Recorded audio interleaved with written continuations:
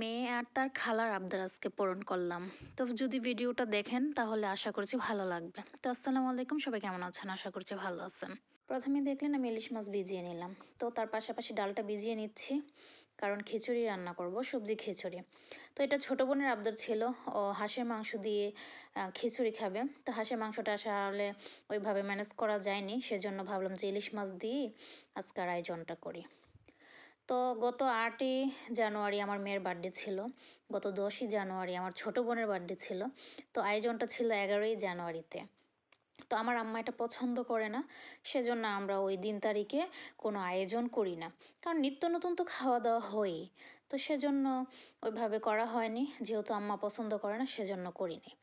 তো আয়োজনে ছিল সবজি খিচুড়ি, তার পাশাপাশি ছিল ইলিশ মাছ, চিকেন আর বেগুন ভাজা।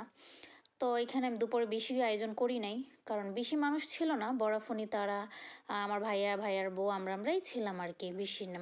আমরা পারিবারিকভাবে যারা আছি তারাই, বাহিরের কাউকে কোনো বলা হয়নি। তো এখানে মোটামুটি রান্না হয়ে গেছে। তো আমি সব আয়োজন করছি, ছোটো বোন বসে রান্না করতেছিল। তো তার পাশাপাশি আবার আমি একটু চা করে নিলাম, কারণ একটু চাঙ্গা হওয়ার জন্য চাটা প্রয়োজন। সকালে চাটা খাওয়া হয়নি, রং চা খাওয়া হয়েছিল। তো 12টার দিকে আমি একটু দুধ চা করে নিছি। তো চাটা মাসাল্লাহ খুবই সুন্দর হয়েছে।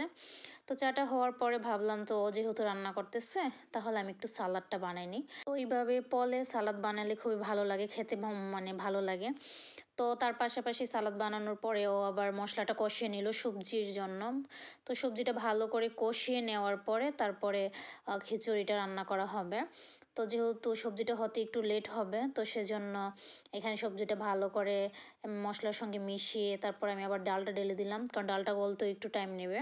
তো তার পাশাপাশি চালটাও দিয়ে দিলাম, যেহেতু এটা বোনা খিচুড়িও হবে না আবার লেটকা খিচুড়িও হবে না, যেটা মাঝামাঝি থাকি ওরকম একটা খিচুড়ি হবে আর কি। তো তার পাশাপাশি গরম পানিটা বসে দিয়েছিল। খিচুড়িতে বা পোলাওতে তো গরম পানি দিলে খিচুড়িটা খুবই সুন্দর হয়।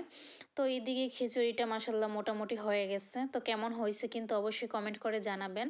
তো এখানে ধনিয়া পাতা, কাঁচামরিচ, টমেটো দিয়ে ভালো করে মিশিয়ে নেওয়া হচ্ছে।